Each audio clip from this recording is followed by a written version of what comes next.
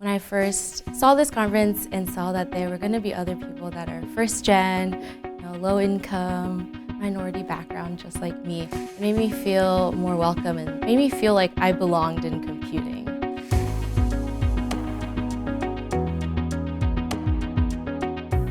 Grad Cohort IDEALS is like one big family. You come in kind of new, you're a little bit nervous, at least that was the case for me.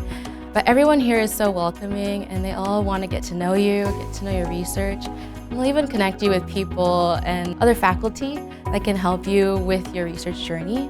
I'm the only one in my family to actually make it to college at all. So navigating academia alone has been really challenging. Grad Cohort IDEALS is special because there's people from all different backgrounds in computing. I'm coming from an interdisciplinary background, so my bachelor's is in psychology. So this was really just a good starting point for someone who's just getting into computing and really stepping into being a person or woman in STEM. And then the sessions also give you advice for if you are a first year or maybe you don't have any background in academia. They'll teach you all the foundational basics that you need, what it takes to publish your paper or what it takes to actually finish a thesis, choose a research topic, or navigate academia versus industry.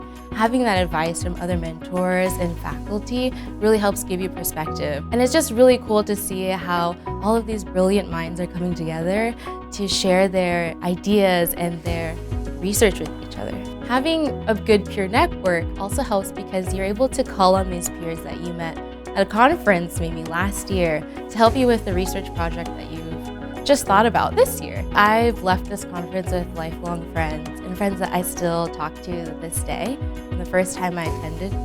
Yeah, if you are new and just are looking for a community and some place where you can feel like you really belong, this is a good place to start.